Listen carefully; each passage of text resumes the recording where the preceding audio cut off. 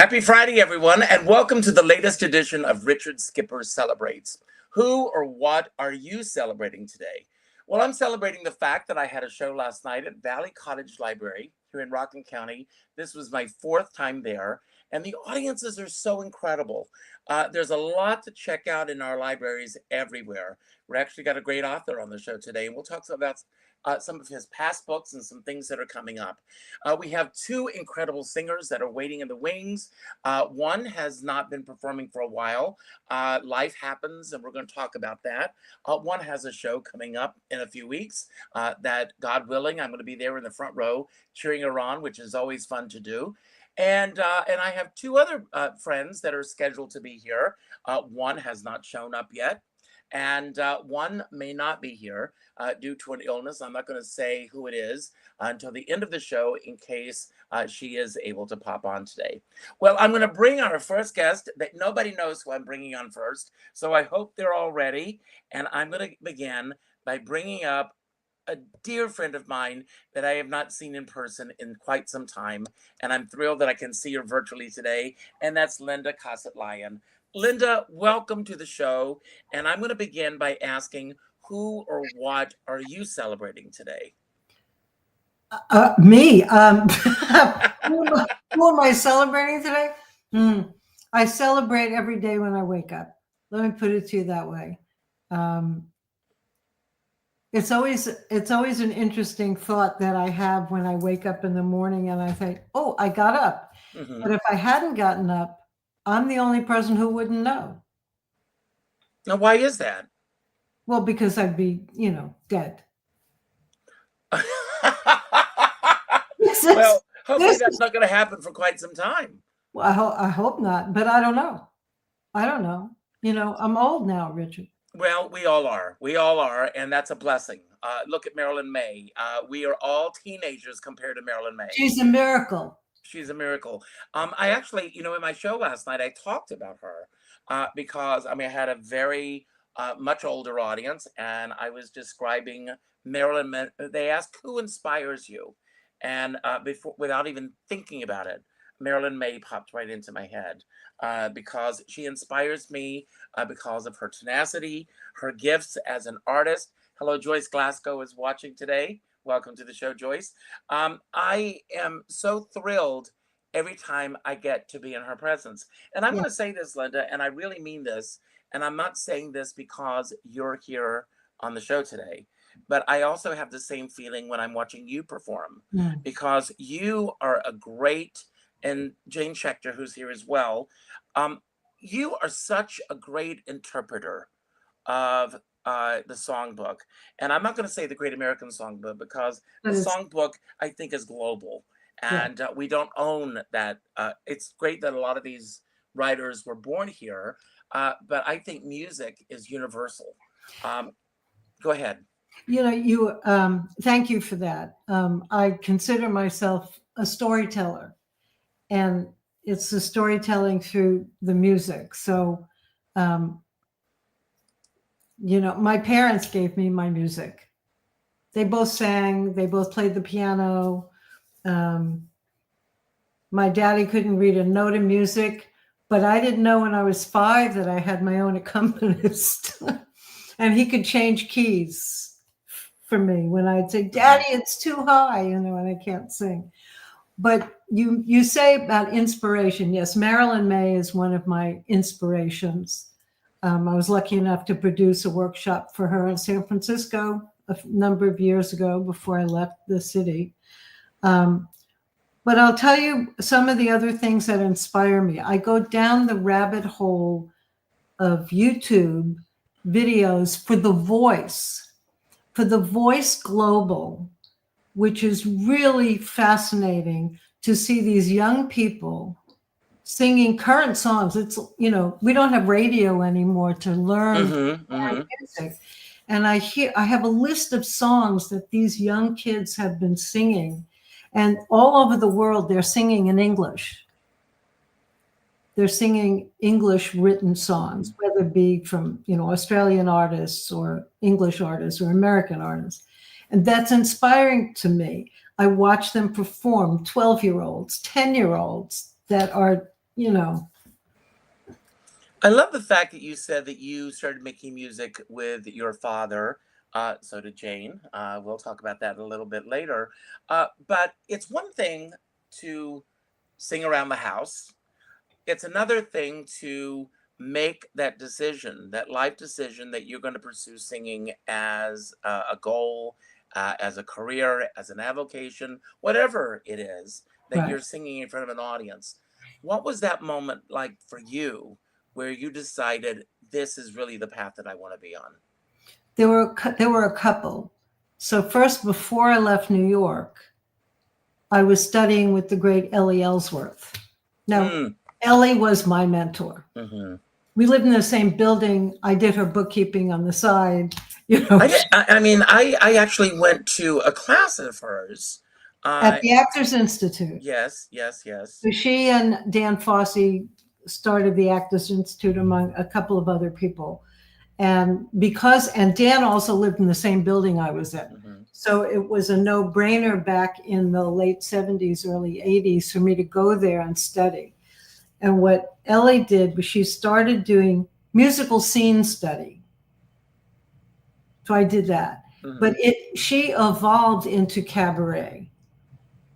What do you And think is the most valuable lesson that you learned from her?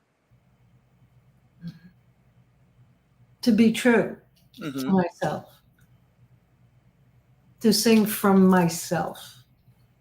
So when you started out, um, do you think that you had your own, for lack of a better phrase, distinct voice, or did it take you time to find that voice?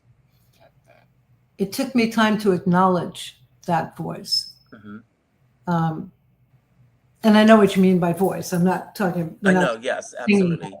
Right. because I left New York in '86, right around the time Mac was being started, really. hmm hmm And I did not perform until '99 in the Bay Area. And in 2001, I had the opportunity to do a show at the then Plush Room in San Francisco. Oh, one of my favorite venues. I got the date because it was my 55th birthday and I wanted to do a show. And I got the date and then I panicked. And then two other singers who I knew at the time, I said, let's do it with me. I didn't want, so one was Lua Hadar Oh, and the wow. other was Michelle Colery. Wow. And we created a girl trio.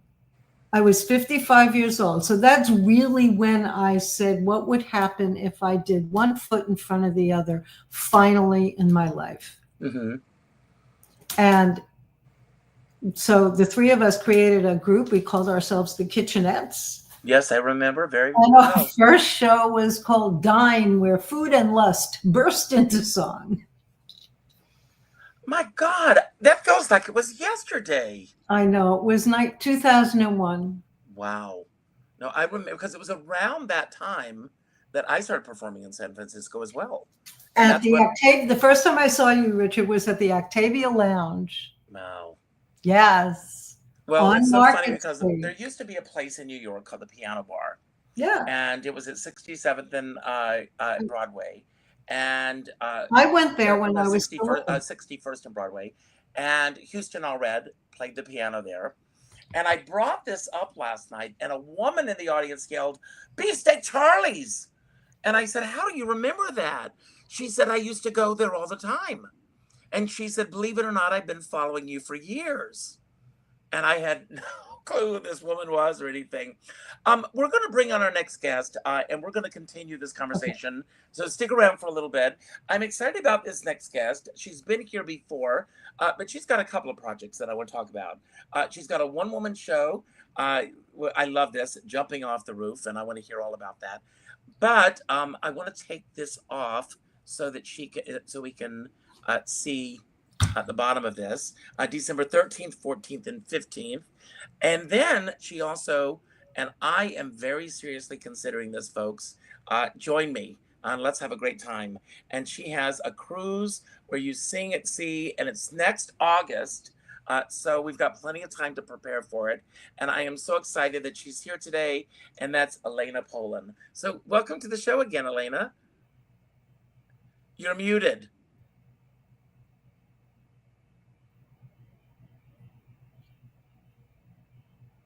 Yeah. You may want to close out. That's why, Elena, without chastising you, it's important to be early. So, uh, yes, I'm going to take you off. I'm going to bring our next guest on, and hopefully we'll be able to fix this problem. We'll get back to this. So we're going to take her off. And while we're waiting, I want to mention our next guest here, Jane Schechter. She is going to be at Pangea on Wednesday, August 27th. It's on my calendar. I'm hoping to be there. And here she is right now. So, Jane, welcome to the Yes, show. thank And you. I want to ask you, Jane, if you want to build upon anything that Linda and I just talked about, Well, or if you want to take us in a different direction. well, first of It's all, up to you. I'm glad I heard Linda go because I'm going, oh my God, I've got the same thing. My dad, well, my mother did play the piano, but my father was a professional You musician. may want to get a little closer to the microphone, Jane. How's this? That's Is better. that better? My father was a professional musician. He played by ear, but he could read. And he would play the bass and I would play the treble. One of my favorite songs was Liza, Liza, Liza. And, and as I say, I grew up listening to Sinatra and Rosemary Clooney and everybody. But when I was 12, I discovered Bobby Short, changed the way I listened to music, how I went about it. But another thing I had forgotten about was when I was 12, my dad was working at a store that sold TVs and record players and blah blah blah, and he would come home with the Decca and all kinds of demo records. But one of the records he brought back when I was 12 was Lena Horne at the Waldorf Astoria. Oh, one of my favorites. Life changer, because I didn't just want to be a singer, I wanted to sing in nightclubs because you got to wear great stuff, you got to sing what you wanted to sing, and everybody was there and clapping. And it just completely changed my view of how, the kind of things I wanted to sing. And of course, she sang songs that were, well, by the great composers, but were lesser known songs or and like specialty things, and so did Bobby Shore. Mm-hmm. And also, may I throw in, I was in love with Tony Perkins, and he made 3 albums. One of them was a really good with Marty Page jazz album, and so I was 12 and 13 walking around singing "Hit the Road to Dreamland," darn that dream. Not Well, Jane, the same question that I asked Linda. Do you find that when you first started, when the first time that you were in front of an audience, do you think that you had your voice? And when I mention voice, I mean the overall picture. Or did you think it took time to find your voice? decade. Because you are considered one of the best vocalists in New York City. Well, you are. I mean, read the reviews, folks. No, it's true.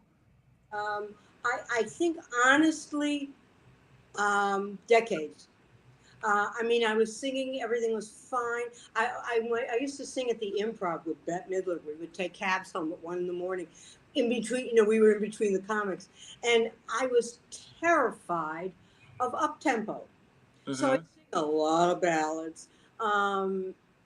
And then once I discovered how much fun it was to sing up tempo, then I had a more balanced, sense of the music. But I think to really find my voice, as I say to my whatever students I had along the way in the past few years, is look for a place to put commas. By putting the comma, it's more personal to you. Um, it's more your opinion. And I usually have them work on the song without singing it, speaking it, and find your voice within the song, and that makes it your own. And Mm-hmm. um, I think that's something that I started to really trust myself about, knowing what's right for me within the songs that I sing that make them mine, that make them a little different from someone else's Well, doing. what do you remember from that first time that you stepped on stage in front of an audience? And the dream was the Lena Horne dream of nightclub, fancy clothes, great audience leading you on. How much of that was a reality the first time that you appeared on a stage in front of an audience? Oh, were you talking literally? My dad would get gigs with the harmonica, and he would, if I was there, like say the family went, it was to a resort or something, he'd call me up on stage to play the harmonica. I think if I played the harmonica now, the chromatic, I would hyperventilate and pass out. But that'll blow draw, blow draw. But I loved it. I just loved it. And then I was in dance recitals in big theaters because my dancing teacher, her husband was Robert Alton from Broadway. Oh, wow. She was used to, the whole business. So we would do our recitals in a theater, the Court Square Theater, with costumes and that. So I was 8, 9, and Buddy Barnes is her son. Wow. Wow. Yeah. Yeah. And so it was interesting. It was I guess I just loved it. What can I tell you? Well, that's great. I want to ask you a question, speaking of individuality, which is our topic today. And then I'm going to bring on Elena again. Hopefully, we'll be able to hear her. But how do you personally define individuality in your own art? And how has that definition evolved over the years? Well, I mean, I'm kind of stubborn about what I sing and what I don't sing. Mm-hmm.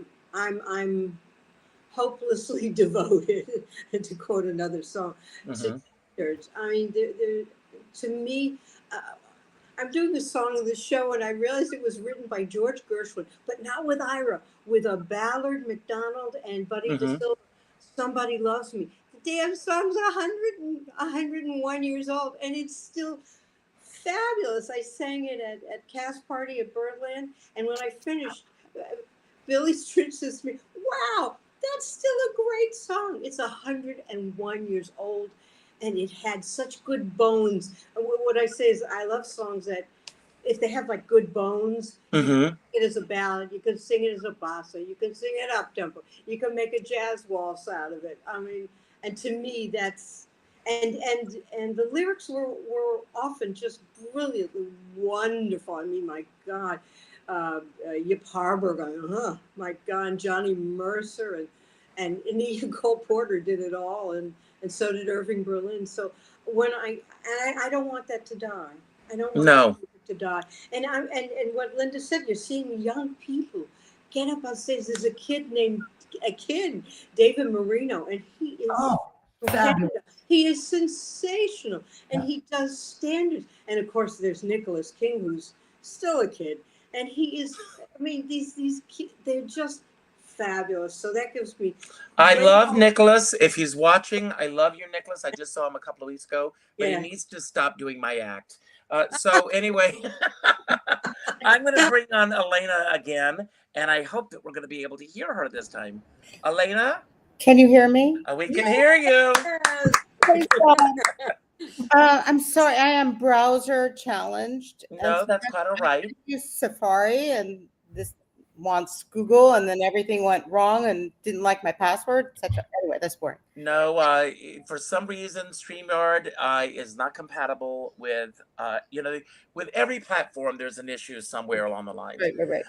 But Elena, not only are you a singer, but you also teach. Mm-hmm. So I want to, based on everything that you've heard us talk about, and hopefully you've been able to listen, is there anything that you want to add to anything that we've said, or do you want to take us in a whole different direction? Well, I just want to say that I try to do a little research before I go onto a podcast. So I did scurry about and find out about Linda, and that you're in San Francisco. My daughter's just moved there. So I look forward to hearing you there. And I have traveled a lot in this world, and for some reason, I have never been to the state of California. Oh my God. Wow. Isn't that crazy? And then my daughter's like, you need to move here. I'm like, I don't know. But anyway, I see in my future me coming to hear you, and I look forward to that. And Jane, I did a little research on you too, and I see we have Pioneer Valley in common. So just so you know, my ex is from Holyoke, and I went to school at Williston for a little while. So I do love that part of the world. It is beautiful Springfield. and very interesting that you were growing up. So when you were talking about those big theaters, you were talking about which theaters in Springfield? Is that? Yes, the Court Square. Wow. That was the last. I don't want to take into your time. It was the last vaudeville house that showed movies, and so Carlton Carpenter and Debbie Reynolds came in, and Jerry Vale when he had black hair. Oh, boy. And so they would be in between the movies, and I think Fred Astaire and his sister Adele were there in 1900. Wow. It's So long. interesting. So interesting. That whole area in Massachusetts kind of spiraled down, but it was once a really fertile ground for many, many things. But unfortunately, when the paper mills went, the whole area kind of went. But it's really interesting you're from there. Though, about teaching, basically, you pay me, I show up. And so I, I mean, I think of myself as a performer, but for some reason, people keep asking me to teach, and now I'm getting a little bit more interest in teaching sometimes than performing. And so basically, I do what is presented to me, and I've had a couple of really interesting teaching positions happen. One of them is this cruise ship. A friend of mine said, would you like to do one of your vocal workshops aboard the Norwegian's newest ship, which is called the Aqua? So we're going to sail out of New York to Bermuda in 2026 in August. And I am one of those people who strongly believe that sometimes you need to go away and be somewhere else to focus on something very close. So, sometimes you just have to get out of your own head. And You need to put that on that needs to be on your posters. That needs to be on everything. No, that could be part of your brand, because what an important thing to say. Yeah, I think it's true. When we were talking about truth, I think Jane was bringing up truth. Was it Linda? Forgive me.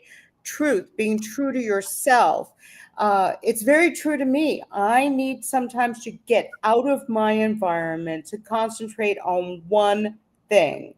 And I love working with people who are singers and non-singers, and I strongly feel that good speaking is good singing is good speaking. So it brings in everybody. There are so many voice teachers out there. You can learn so much from so many, but I guess I have something to offer too, because I seem to keep getting opportunities. So if I get an opportunity, I take it. That's great. We're going to bring Lawrence on in just a second, but before we bring him on, I want to ask you, was there a pivotal moment when you realized that you had found your own unique voice, and what triggered that moment? I would say my own unique voice is coming in this next production that I'm doing, Jumping Off the Roof. And what triggered it is running out of time. Legacy, needing to say a few things theatrically and just for the betterment of all, and using Fiddler on the Roof as a way of doing that, but putting it in the female perspective. Oh, I love that. Well, we're going to bring Lawrence on in a second, but I don't know where this man finds time to breathe, because he's writing, books are coming out of him. Who was the famous writer who used to write all the romance novels that were coming out? But, look at just some of the titles. Free Words on Music by a high-def critic in an MP3 world. I love that. He is working on the play Heartbreaker, 2 months with Judy Garland. Wow. John Mayer was a very dear friend of mine, and I'll tell you my story about meeting him later. Unfettered, Words on Music by a High Def Critic. That's volume 2. And he's written incredible books about Judy Garland. This is coming out, The Candid Judy Garland, A Photograph Life. I love this. And on the other side of this screen is Lawrence Shulman. How are you? I'm fine, Richard. How are you? I'm doing great. I want to begin by asking you, because we are talking specifically with three great singing voices here. Were you a singer yourself at one point, Lawrence? Oh, no, never, never, never. I remember the only thing I can remember kind of showbiz is when I was a very, very small boy. My parents sent me to a camp in upstate New York, and I was the Tin Man. No. And that's about the extent of my theatrical experience. That was pretty horrible. I hated it. So No. Well, I asked this question because you have devoted your life to, you're a scholar on music, and you're a scholar also on, with all due respect to the three women that are here, to me, Judy Garland is the greatest singing voice of all time. I mean, she has this meaty sound that I love, and I love singing along with her, much to the chagrin of all the neighbors in the neighborhood. But I belled out for, but what is it about Judy Garland and also Peter Allen? You've also chronicled his life and career. What is it about these particular artists that you're drawn to? I can't say there was any event that kind of provoked my interest in Judy Garland. Everyone our age when we were growing up, The Wizard of Oz was on TV, Stars Born, and I remember when I was 12, 13 years old, I watched the Late Show and the Late Show that showed all those very early movies. So this interest in Garland goes way back. And I saw her twice. I saw her in '65 at Forest Hills in Queens, Wow. and then I was at the opening night at the Palace in '67. Wow. So I was able to experience. She wasn't at her peak anymore, but I was able to experience her a bit. But I've been asked that question a lot, Richard, and my answer is that what is there about Judy Garland? I don't know. When you can say there's something about some singer or some performer or some actor, that's pinning them down. And the older I get, the less I know about Judy Garland. She's such a fascinating figure in the acting, in the singing, on her TV shows, the records, and I've never been able to pinpoint what my interest in her is. She's a very complicated person, and I like complicated people. I guess I feel that there's some meat there to dig my teeth into, and but I can't say why I like Judy Garland. I haven't a clue. I don't know. Well, it's interesting because I was in love with Judy, like a lot of us of our generation, from watching The Wizard of Oz every year, and I miss that. I hate the fact that all of these films are as accessible as they are, because to me that's taken away a little bit of the excitement of waiting to see that film again, rather than just saying, "Oh, I want to see this movie tonight," and clicking a button and being able to see it.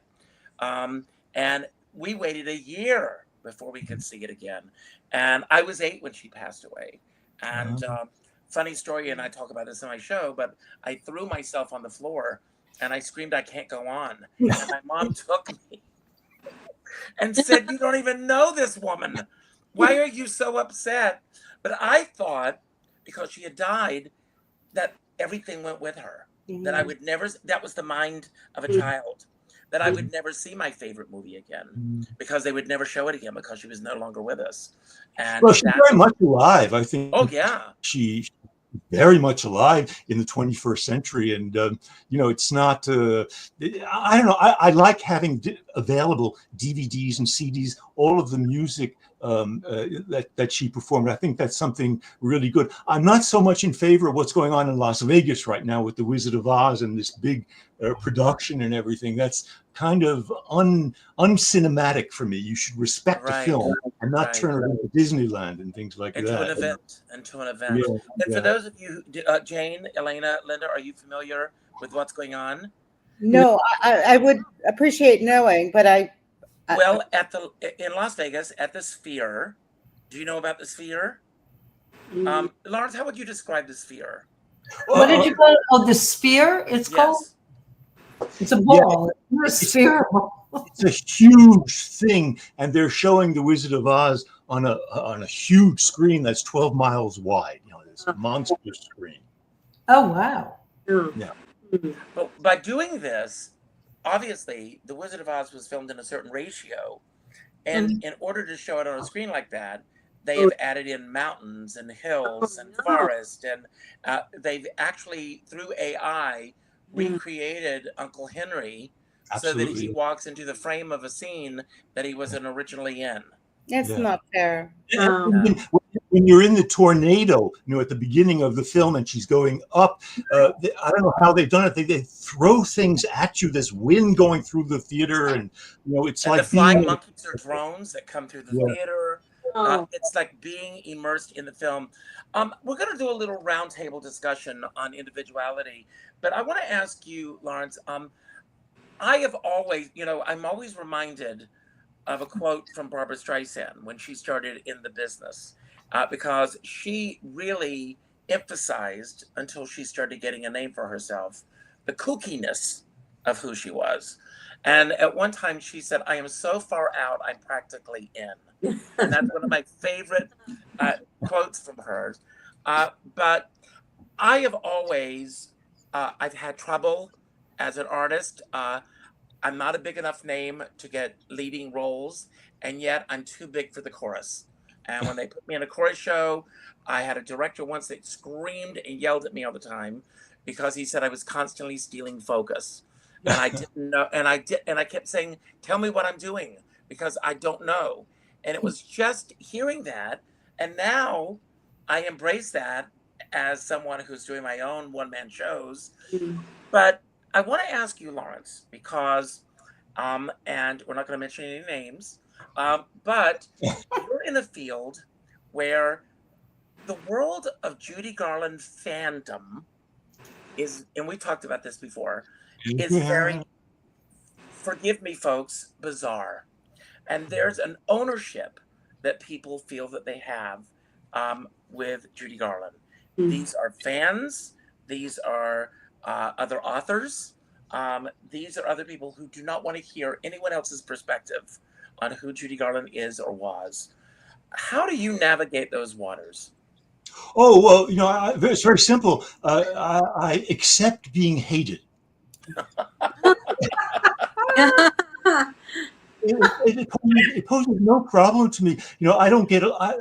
As of 2025, there are two Judy fans I get along with. One's name is John Waters. He lives in a retirement community in Queens.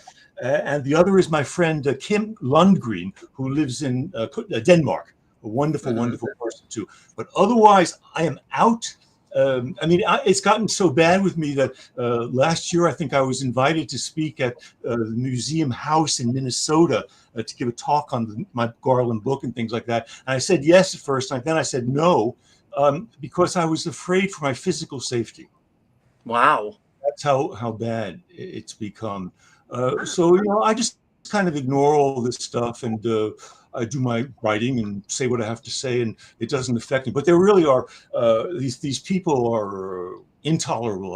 I just you know, the main difference between me and a lot of these people is that I respect Judy Garland, and they worship her. Mm-hmm. Mm. I do not worship Judy Garland. She was a complicated person, great singer, great actress, and I've researched her my whole life. But I never worshipped her.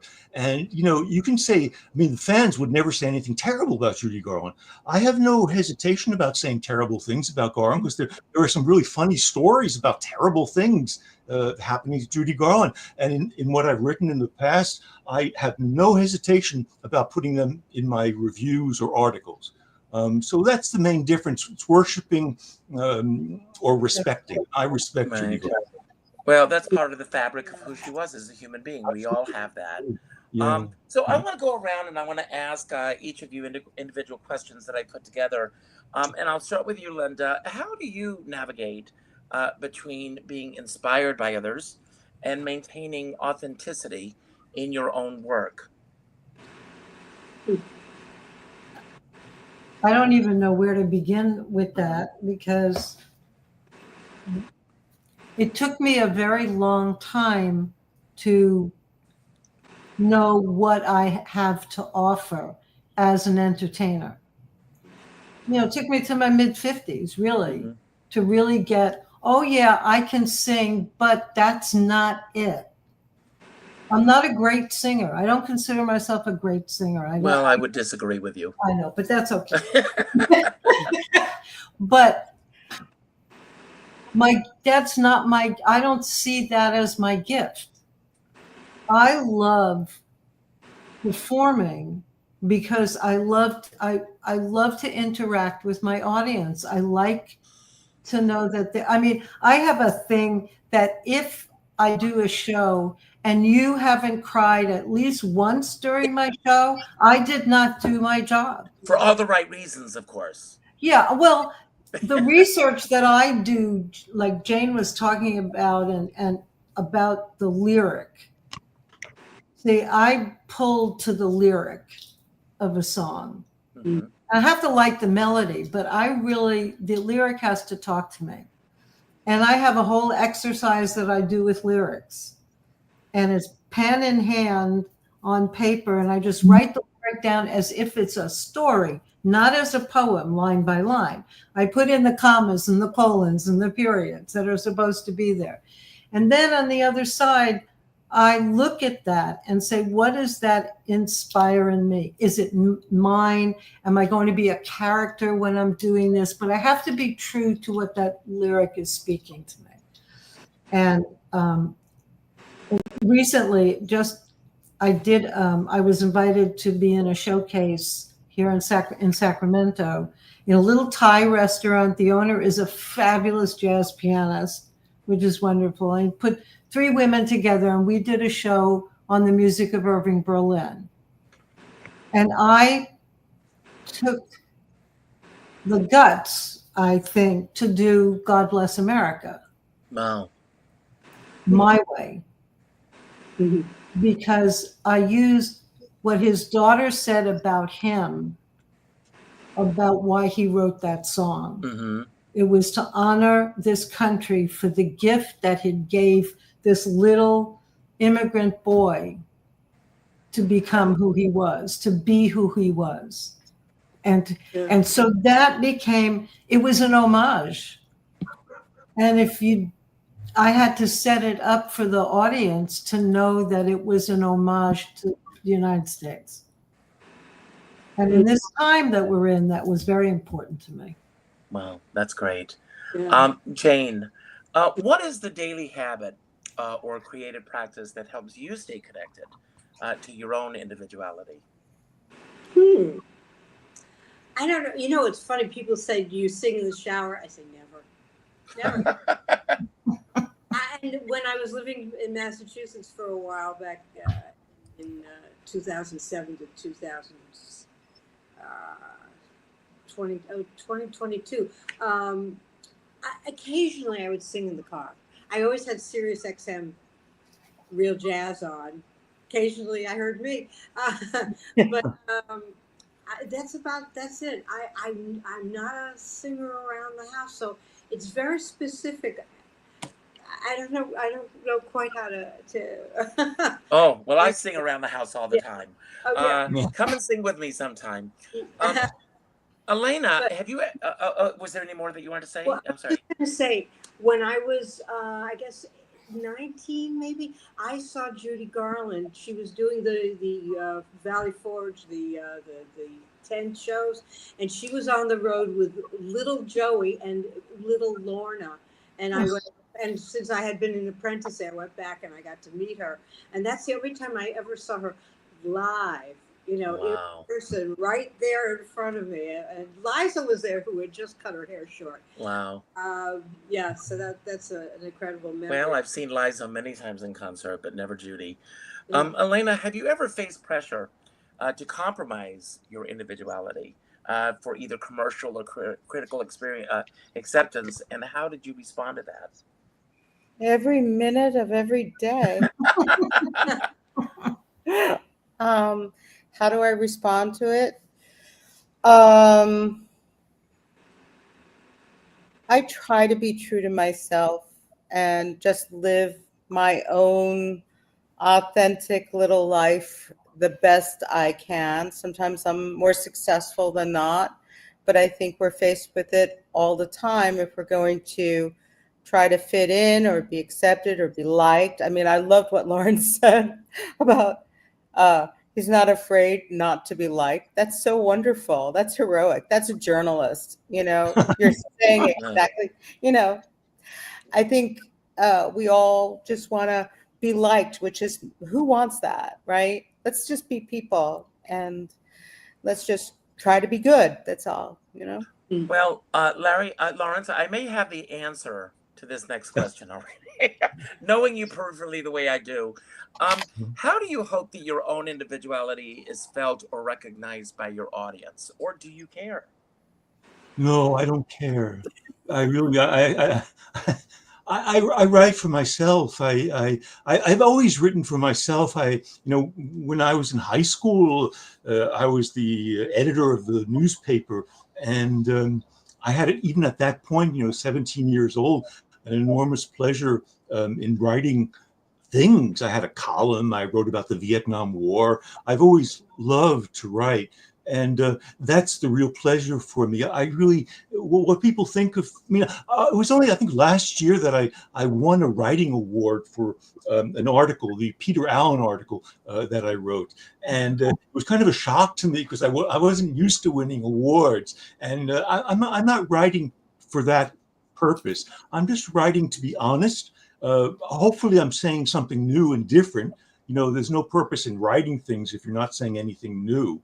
And so, I'm writing to please myself, basically.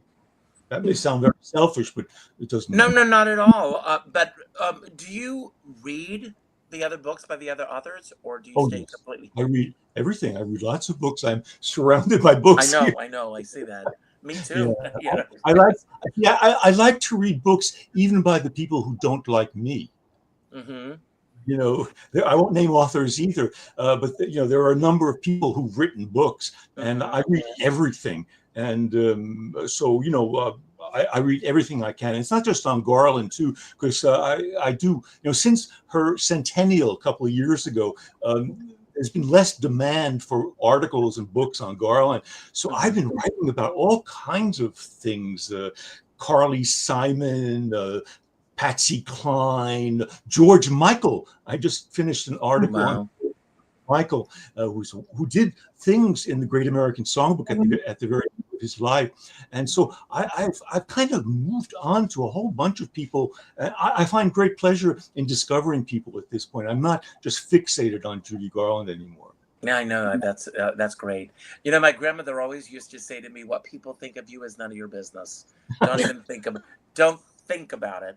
And Carol Channing said to me, to drop a name, she said, "For every person who likes you, there are an equal number who don't. Get used to it." So, Linda, how do you talked earlier when you first, after getting past the 55th birthday, and you're working with, was it Lua and Michelle. Yeah. and then you and Lua were such a team for so many years. Right. How do you preserve your individuality when working collaboratively? You even mentioned being part of this group recently with the Irving Berlin show. Right. How do you establish your own path when you're working with other performers? So when we were working as the Kitchenettes, and then when Lua and I and Barry Lloyd were working together as a different kind of a trio, we are such distinctly different singers to start with, right? That we had to work the material to fit each of us. So, and we did the material, we didn't just sing one song in trio. We would take parts, right? I mean, Lua is this big dramatic soprano, and Michelle is a lyric soprano, and I'm a tenor. I'm a street corner New York. I'm serious about, that's it. That's my range. It's about this big. So we can't do different than who we are when even in collaboration, but there has to be an agreement from each of us into that. Like, I can sing it this way, and yes, I will try not to sound like I'm still living in New York when I say that word. Mm-hmm. You know, when I sing that from the Bronx, not, you know, it's really the, you know. So, I'm from the Bronx too. yay! And I lived in the Nothing wrong Bronx with for the 5 Bronx. years. Yay! Yay! So, Jane, I want to talk about your. I mean, you have worked essentially. I mean, You had a great relationship with Mike Renzi. Ted Firth. I think that the show that you're going to be doing at Pangea was when you first did it. Ted Firth was your musical director, and you both, as Linda has pointed out numerous times on the show, we've all gotten older. So, but you still have this collaborative process of working with these musicians. I personally love the collaborative process. When Yes. I am in the rehearsal studio with my musical director, my director, to me, that's some of the happiest moments. And Liza said the same thing. She said that as much as she loves being in front of an audience, what happens in that studio is Yeah, the magic time. absolutely. How do you maintain or preserve who you are individually, separate from the musicians that you're working with? Well, I mean, I pick songs that I love, and as Linda said, I have to love the music, but it's the lyrics that you really respond to and make your own. But actually, you're right. It's magic time to work one on one with Ted, one on one with Renzi. It was. I learned from them, and then they listen to what I have to say, and they say, "Yeah, that's great," or "Why don't you want to try this?" And I go, "Wow, that's even better." I mean, that's the really exciting time. Was it putting it together? Um, that's really a magic time. And then the audience is the whipped cream and the cherry, but the real work of putting the show together that's the great time. That's the great time. And you try songs, and some of them work, and some of them work great, and then some of them where you go, yeah, I'm gonna let that one go. I'm I mean, you'll try something out like 3 times, and then you go, "What was I thinking?" That's not working or it just doesn't work for you personally. at that You know, time. and I love to hear someone else do it. And I go, wow, this guy. I mean, I work with Peter Aldridge for a while. I said, let's work on making me cool because I work with only jazz pianists. That's I have to hear that. I have to hear those chord changes. yep. And Hmm. that's the difference. I mean, there's great pianists out there who are straight ahead and they're wonderful. I need to hear the jazz chords, and but there's some songs that I mean I wish I could sing in Portuguese. When somebody does a bossa in Portuguese, I melt. I melt whether they're good, bad, or I just am so impressed by that. And I do not do that well. I don't scat. I took 3 different classes with Mark Murphy, who I adored with everything in me. And I said, Mark, I'm hopeless. I don't feel comfortable. I don't feel I do it well. So I don't do it. And I just read Sheila Jordan had written some things down. And one of them was, you don't have to scat to Yeah. be considered a jazz singer. And I feel if I don't do it well, I'm not going to do it. Right. Well, it takes a lot. When I first came to New York, I was that kid that went to every audition that I could go to just to be seen. Mm, And I've heard some people say do that just to be seen. But sometimes you're wasting their time. They mm, are very specific with what they want. mm, And if you come in saying, I mean, it's one thing to be able to write to them and say, I think I could bring this element to it. Could I come in and show you that? And they're going to either say yes or no to you. But to go into an audition process or something where you truly don't believe that, I know what my strong points are in this business, and I know what I'm not good at. But I consider myself a great entertainer, but I'm an even greater audience member. I mm. love, I love to be entertained. Mm. Uh, you know, so Elena, what do you feel is the biggest challenge that you have faced in trying to stay true to who you are? And how did you overcome that? I haven't overcome it. I think my biggest challenges right now is in casting, where they're trying to cast us in. I feel like it's fascist. You know, they want to know our gender expressions, they want to know our ethnicities. You know, how about me stepping into the role of somebody and just bringing that role to life? Whoever that, right? Amen, right? And so I feel I have not overcome it. I'm very frustrated with all of it. I don't want to be limited to doing this. I want to do everything. I'm a Mm-hmm. kid who wants to put on a different costume.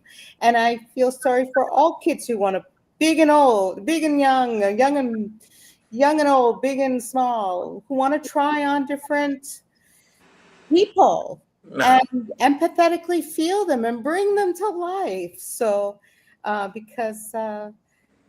I have not overcome it. I'm very frustrated. So I'm doing my own things. Good for you. Lawrence, I've talked to them about finding their individual voices. I want to ask about your voice. Do you feel that you have a voice as a writer that's unique to you, or is it something that you don't even think about? No, I don't think about that. I mean, I'm not a singer, so I have no voice in the sense of everyone But I hears. mean, as a writer. Um, do I have a voice as a writer? I guess I do, because I tend to say things that are direct. You know, I don't beat about the bush on many subjects, and I try to the heart of what I'm writing about. And so I guess that's my voice, a certain honesty. Also, I think I have a voice of someone who loves to write, because you know, putting words together is not all that easy, and I have a great pleasure in doing that. It's like building a building. You know, I'm doing parts. I don't sit down and write an article or something. I put pieces on top of each other. So I'm more of a bricklayer. Maybe that's my voice. I'm a bricklayer, I love it. but Well, that's you about do very it. well, I will say that.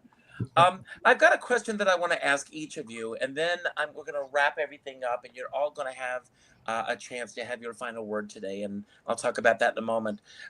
But the question that I want to ask each of you, and I'm going to go uh, in a different direction this time, uh, and I'll start with you, Lawrence. If someone would describe the work that you're doing now, 50 years from now, what do you hope that they're going to say about your work? He said things that hadn't been heard before or Wow, said before. I think that's not too bad. that's very good. Elena, Honest. Jane, um, that I was an entertaining person. wait, and Linda? Hmm. Authentic and caring. That's wonderful. Well, I want to thank you all for being here today. And everyone who's watching the show today, thank you for tuning in, whether you're watching this live or you're watching it later. I like to think of these programs as a poo poo platter. And my hope is that you all will sample everything that we have to offer and that you'll go back and you'll check all of these artists out and see what they bring to the table. Um, I'm going to give each of you a chance to have your final say today. It could be about anything that we talked about that you want to build upon, anything we didn't talk about that you wish we had, or just any final message you want to leave everyone with. When you finish, you will pick the next person, and so on and so on. And then when the last person says goodbye, I will end the show so you don't have to worry about how do we get out of here. So I'll take care of that. But I will start by saying the same message that I say at the end of all of my shows. But before I do that, I want to remind everybody that I will be at the Laurie Beachman Theater next Friday night, the 22nd at 7 o'clock. The show is called Everything You Always Wanted to Know About Richard Skipper, but were afraid to ask. And the entire evening is based on questions from the audience. The songs are in place, and I have a way of weaving my way to the next song, but the show is unscripted from start to end. So if you're available, please come and celebrate with us. And if you're not, celebrate wherever you're going to be. I end all of my shows with the same message, and that is to go out and do something nice for somebody else without expecting anything in return. A lot of you know that I left social media at the end of February, and it's been life changing for me. One of the things that I have made a goal of is reaching out to 3 people each day that I have not spoken to in a long time. And I have to say that the sad part about this is that my database, my contacts list, is dwindling because of the number of people who have passed on that I have not spoken to in a while. So you may think that we have tomorrow to talk to each other. We don't. It's not guaranteed. So what I want each of you on the show to do today, and I want everyone to do this, is to go to your contacts list and reach out to the 9th name in your contacts list. And I want you to reach out to that person with a phone call, not an email message, not a text message, not a private inbox message, a phone call. And just ask how they're doing, what's going on in their lives, and make the call about them. And then let them know the impact that they've made on your life. I have a dear friend, Sean Moniger, and he says, we're all in the same storm, but we're in different sized boats. Elena, listen to what I'm about to say. Because you're about to go on a boat, but you can't do it without a skipper. So if you're going to be on a boat in a storm, make sure you've got a skipper by your side. And with that, I'm going to leave the screen, and Linda, I'm turning it over to you. And when you finish, you'll pick the next person. Thank you all, and I'll see you next Thursday because I'm doing the show on Friday. We're going to do a special pop-up show on Thursday at 3 o'clock. So, Linda, it's all yours.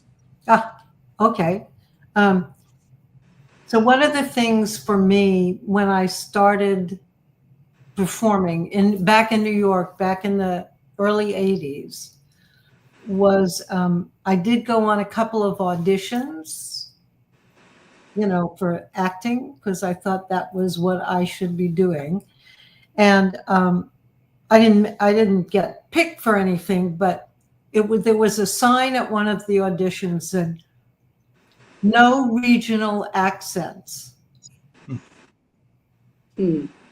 So that kicked the Bronx out the window because there was no way. And when I met Ellie Ellsworth and started studying with her, I found my voice in cabaret because I didn't have to audition. I created the show. I picked the subject and the music. I auditioned the musicians, but I didn't have to audition. It's my show. It's my creation or my research that I've done that I put into it. And that was really important to me, to be able to find myself, so, and to sing whatever I want. And just a last thing, for my 70th birthday, which was soon to be a decade ago, for my 70th birthday, I did a show in San Francisco. It was entitled 7, Oh My God, Really? And for that show, I sang anything I wanted. There was no theme other than I was still here, kind of thing. So thank you. You guys have all been very inspiring to me. Who are you going to go next? Okay, Jane, you go. Oh, well, I wasn't. Um, well, I've already gone to that next decade. I can't believe I'm 80 and still doing this, but I figure as long as I don't have a tremolo, I will keep singing as long as my vibrato is nice and smooth. I've been blessed with just spectacular musicians to work with and learn from. And I love doing what I'm doing. I said at a Bistro Award that I got, the IRS considers this my hobby. So it is not a business, but it's something I love doing. And as long as I'm able to keep doing it, I intend to. And the clubs, and as Linda said it, when you do cabaret, you get to pick your own songs and you don't have to audition, which is just lovely. So this has been such a pleasure today. Thank you, Richard, for inviting me. And I will pass this on. I think I'm going to, well, if I say Elena, then she could give it to the wordsmith for the final word. So, All right. Elena, I pass this on to you. Thank you. Well, first thing is, Richard, if you're listening, I'll see you on the 22nd. I'm really looking forward to it because I want to see not only your work, but James's work as well. My thoughts, I'm loquacious, so I could go on forever. So forget that. I've just really enjoyed being invited and doing this. Once again, thank you so much. And Lawrence, is it Larry or Lawrence? What do you go by? Or whatever. On paper, it's always Lawrence. People call me Larry. Okay, Larry, how many times do you get confused with the physicist, Lawrence Schulman? Just wondering. Well, yeah, if you Google the name, there's a physicist I know. Not many times. I'm not as bright as he is. Oh, I wouldn't say that. And I really love your bravery. I love journalists. I think they are our heroes and need to be protected. That's it. Thank you. Well, I would say that I turned 75 a couple of months ago, and I've never been as productive or happy. And I think the main reason for that is because I live with a wonderful man whom I met exactly 40 years ago. His name is Alain Falas, and I have a very happy life, and I'm very satisfied with who I am in 2024.